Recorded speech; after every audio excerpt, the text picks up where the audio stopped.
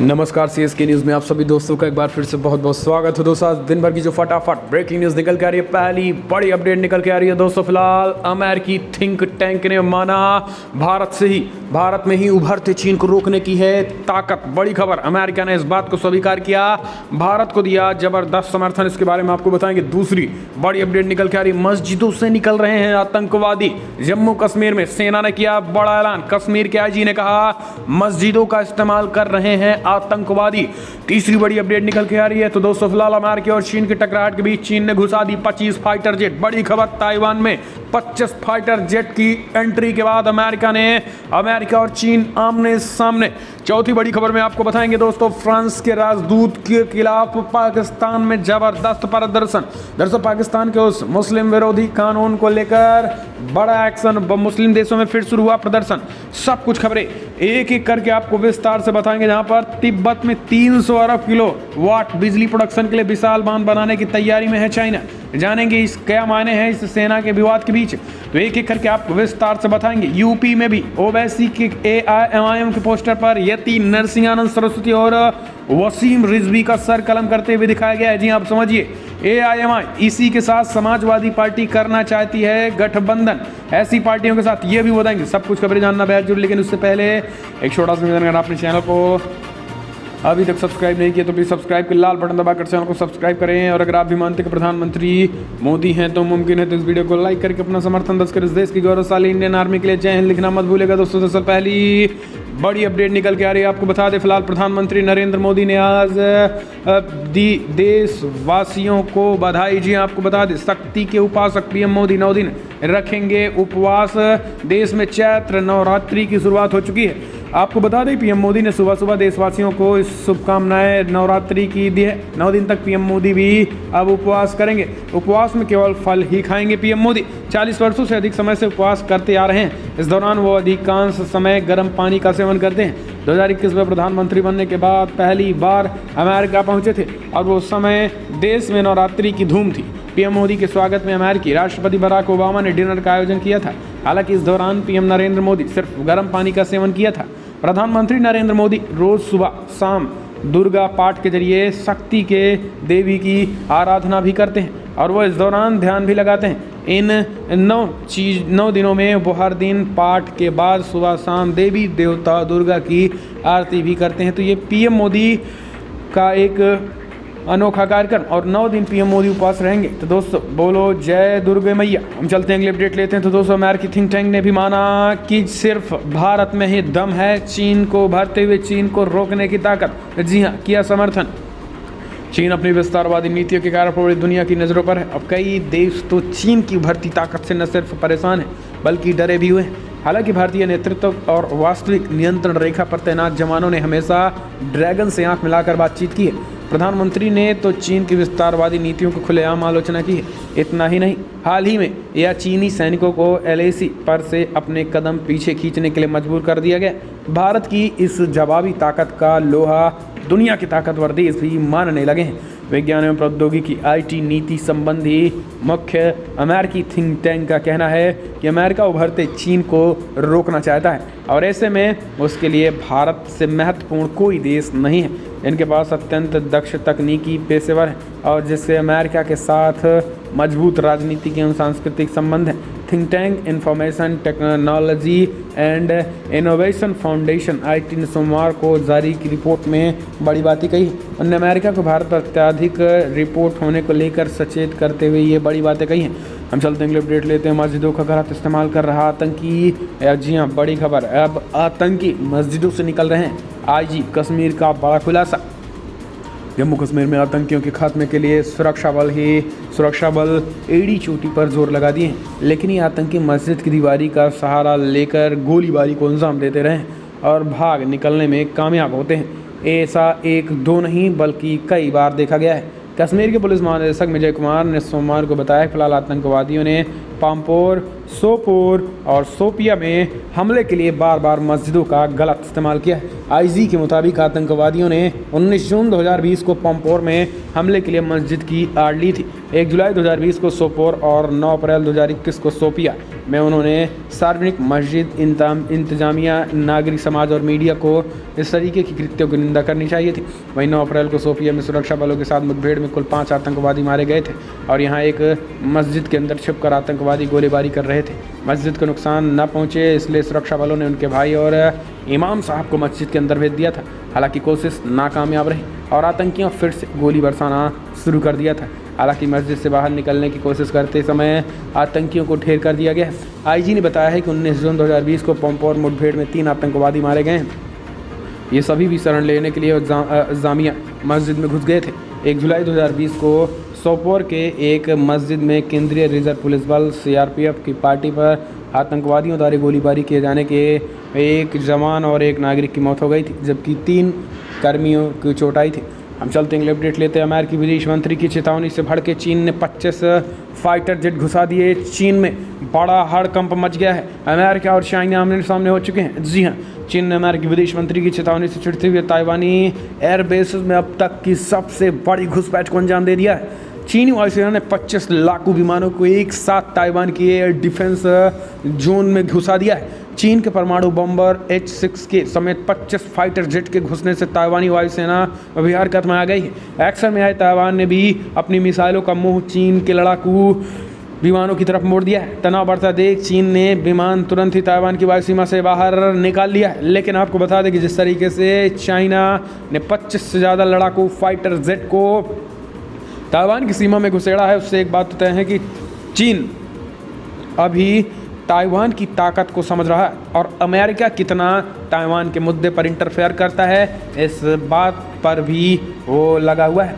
हम चलते हैं अगले अपडेट। फ्रांस के राजदूत को बाहर करने की मांग पर सड़कों पर उतरे हजारों पाकिस्तानी। जी हाँ, अपने नेता की गिरफ्तारी के बाद सोमवार को इस्लामावादी निंदा विरोधी पार्टी के हजारों कार्यकर्ताओं ने फ्रांसीसी राजदूत को पाकिस्तान से बाहर निकालने की मांग को लेकर प्रदर्शन किया है। इस दौरान पुलिस ने उन पर आंसू गैस के गोले, पानी की बौछार की है। पाकिस्तान में कई महीनों से फ्रांस के विरोध में भावनाएं उबल रही हैं और ये फ्रांसीसी राष्ट्रपति इमैनुअल मैक्रोन की सरकार द्वारा पैगंबर मोहम्मद के चित्र वाले कार्टून को फिर से प्रकाशित करने के अधिकार के लिए समर्थन किए जाने के बाद हुआ है। इस कार्टून की कई मुस्लिमों द्वारा निंदा की गई है। पार्टी के अधिकारियों ने कहा है कि फिलहाल तहरीक ब्लैक पाकिस्तान के नेता साज रिजवी को सोमवार को लाहौर में हिरासत में लिया गया है। ये बड़ी खबर निकल के आ रही है। तो दोस्तों आपको बता दें कि फ्रांस ने मोहम्मद पैगंबर कार्टून को लेकर जिस तरीके से ये बातें निकल के आए उसके बाद से विवाद बढ़ गया और लोग अब इसका विरोध खास करके मुस्लिम समुदाय कर रहे हैं। लेकिन फ्रांस के राष्ट्रपति ने स्पष्ट कह दिया कि बुर्का भी बैन करेंगे, कट्टर मस्जिद मौलानाओं और मस्जिदों को भी बैन करेंगे। हम चलते हैं अगले अपडेट। बड़ी खबर निकल के आ रही है दोस्तों।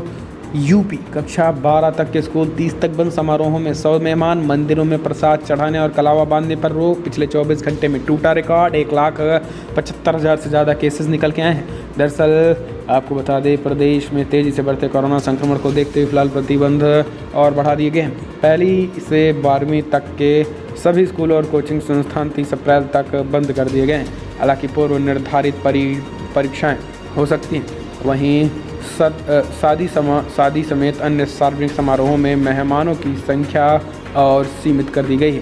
समारोह अगर बंद स्थान पर है तो निर्धारित क्षमता के 50%, लेकिन एक समय में अधिकतम 50 मेहमानों की ही अनुमति होगी। वहीं खुले स्थान पर कार्यक्रम में क्षमता से 50%, लेकिन एक समय में अधिकतम 100 से ज़्यादा लोग नहीं रहेंगे। यही नहीं, मंदिरों में प्रसाद चढ़ाने और कलावा बांधने पर भी रोक लगा दी गई है। इस दौरान कोविड-19 प्रोटोकॉल को भी पूरा पालन करना होगा। पिछले 24 घंटे में टूटे रिकॉर्ड के बाद महाराष्ट्र से लेकर यूपी तक हंगामा मच गया है। हम चलते हैं अगले अपडेट। सीएम योगी आदित्यनाथ ने पूर्व टीएमसी सांसद के खिलाफ किया बड़ा एक्शन। एफआईआर दर्ज। अब सीबीआई लखनऊ ने दर्ज किया है केस। बड़ी खबर निकल के आ रही है। जी हाँ, दरअसल सीबीआई लखनऊ के एंटी करप्शन ब्रांच ने धोखाधड़ी के एक मामले में तृणमूल कांग्रेस राज्यसभा के पूर्व सांसद केडी सिंह समेत 6 लोगों के खिलाफ केस दर्ज कर लिया गया है। यूपी सरकार की सिफारिश पर कानपुर के श्यामनगर थाने में एफआईआर के आधार को बनाकर सीबीआई के इनके सभी के विरुद्ध मामला दर्ज कर लिया है। आपको बता दें कि लोगों को मोटे मुनाफे की लालच भी निवेश कराया गया था। आरोप है कि पूर्व राज्यसभा सांसद केडी सिंह की कंपनी ने लोगों को प्लॉट खरीदने में मोटे मुनाफे के लालच देकर निवेश कराया था।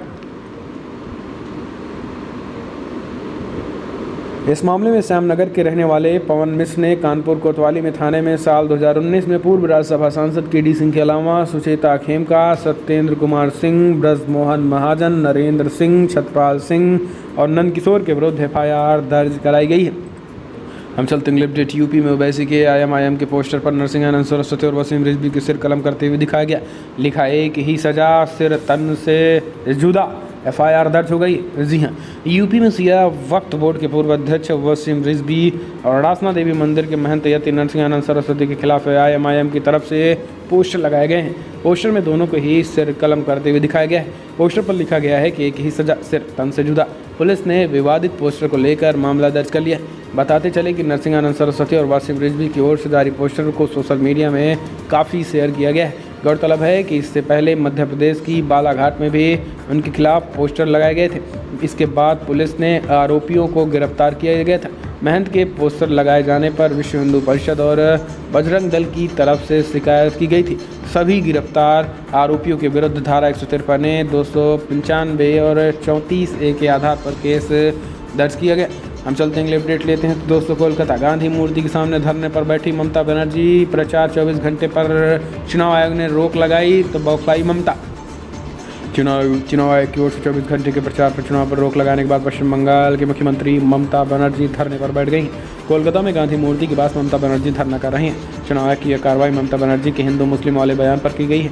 पश्चिम बंगाल के विधानसभा चुनाव के प्रचार में ममता बनर्जी ने मुस्लिम वोटों को लेकर बयान दिया है।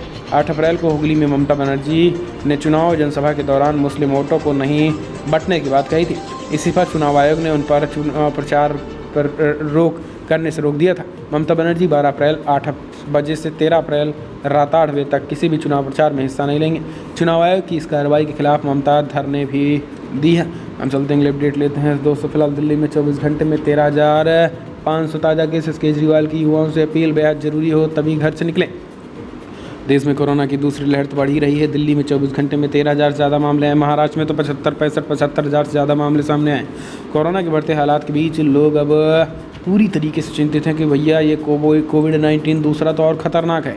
अब बड़ी खबर निकल के आ रही है दोस्तों, यूपी के लखनऊ में तो दोस्तों शमशान में लकड़ियाँ कम पड़ गई हैं और शमशान में लकड़ियाँ कम पड़ गई और मृतकों की संख्या भारी बढ़ती जा रही कोविड-19 की वजह से। महाराष्ट्र में भी ये हालात हैं। तो दोस्तों, चिंता का विषय है और इसलिए मास्क लगाना बेहद ज़रूरी है। 2 गज भी दूरी अपनाएं। दवाई भले ही हो लेकिन कड़ाई तेज़ी के साथ होनी चाहिए। हम चलते हैं अपडेट लेते हैं। तो दोस्तों, फिलहाल रेलवे ने शुरू की 14 स्टेशन स्पेशल ट्रेन बुकिंग के बाद ही कर सकेंगे सफ़र। दोस्तों, मुंबई लोकमान्य टर्मिनल से लेकर यूपी से लेकर बिहार तक दोस्तों इस समय धड़ाधड़ ट्रेनें चल रही हैं। अगर आप भी आना चाहते हैं तो स्पेशल ट्रेनें चल रही हैं। भारत सरकार ने कोविड-19 बढ़ने के बाद ये बड़ा फैसला लिया है, तो ऐसे में आप लोगों के लिए ये राहत की खबर है। हम चलते हैं अगले अपडेट लेते हैं। दोस्तों, बड़ी खबर निकल के आ रही है। यूपी जिस जज ने सुनाया था बाबरी मस्जिद के केस का फैसला, सीएम योगी ने बनाया उप लोकायुक्त। जी हाँ, रिटायर्ड जस्टिस सुरेंद्र कुमार यादव को सोमवार को उप लोकायुक्त के पद की शपथ लोकायुक्त जस्टिस संजय मिश्र ने दिलाई। सुरेंद्र मूल रूप से जौनपुर के रहने वाले हैं। उनकी शिक्षा दीक्षा वाराणसी में हुई है। सुरेंद्र यादव 30 सितंबर 2019 को जिला जज लखनऊ पद से रिटायर्ड हुए थे, लेकिन सुप्रीम कोर्ट के आदेशों से उन्होंने राम जन्मभूमि व विवादित ढांचे को निर्णित करने के लिए 30 सितंबर 2020 तक सीबीआई अयोध्या प्रकरण के रूप में काम किया है। उन्होंने रिटायर्ड होने से ठीक पहले 30 सितंबर 2020 को इस मामले में फैसला सुनाया है। अब प्रदेश सरकार ने उन्हें उप लोकायुक्त बनाया है। प्रदेश में 2 उप लोकायुक्त पहले से कार्यरत हैं। लोकायुक्त कार्यालय में हुए कार्यक्रम में अपर मुख्य सचिव गृह अवनीश कुमार अवस्थी भी मौजूद थे। हम चलते हैं अपडेट लेते हैं। दोस्तों, बड़ी खबर, रूस की वैक्सीन स्पुतनिक वी को भी भारत में मंजूरी मिली। जी हाँ, दरअसल रूसी वैक्सीन स्पुतनिक वी को भारत में मंजूरी मिल गई। कोविड-19 की हालत तो दोस्तों इतनी तेज़ी के साथ बढ़ रही है कि कोरोना वैक्सीन भी अब कारगर तो हो रही, लेकिन बड़े पैमाने पर उनको दवाइयों को कम पड़ती दिख रही है। कोविड-19 की वैक्सीन कम पड़ रही है, इसी वजह से स्पुतनिक वी को भी मंजूरी भारत ने दे दी है आपातकालीन इस्तेमाल के लिए, और ताकि लोगों में कोविड-19 का मसला ना हो सके। हम चलते हैं अगले अपडेट लेते हैं दोस्तों। बड़ी खबर निकल के आ रही है जहां पर बंगाल चुनाव पर बिहार में महागठबंधन में फूट मच गई है। जी हां, ममता पर कांग्रेस के एतराज़ के बाद भी टीएमसी के समर्थन में प्रचार को तैयार तेजस्वी यादव। पश्चिम बंगाल में हो रहे विधानसभा चुनाव का असर बिहार की सियासत पर भी देखने को मिल रहा है। खासतौर पर महागठबंधन में शामिल दो बड़ी पार्टियां आरजेडी और कांग्रेस आमने सामने आ गई हैं। आरजेडी नेता तेजस्वी यादव महागठबंधन में सहयोगी कांग्रेसी की अपील को नज़रअंदाज करते हुए टीएमसी के लिए बंगाल में चुनाव प्रचार के लिए तैयार हैं। जानकारी के मुताबिक उन्होंने पर टीएमसी की ओर से औपचारिक न्योते का इंतजार है। इससे पहले तेजस्वी ने पश्चिम बंगाल की सीएम ममता बनर्जी से इसी साल 1 मार्च से कोलकाता के लिए मुलाकात की थी। इसके बाद आरजेडी ने टीएमसी को बिना शर्त समर्थन देने का भी ऐलान कर दिया है। तो दोस्तों फिलहाल बड़ी खबर बताने, लेकिन अगर आपको वीडियो पसंद आए तो लाइक कर शेयर करें, कमेंट के माध्यम से आप अपनी राय देना ना भूलें। इस वीडियो में इतना ही। जय हिंद, वंदे मातरम।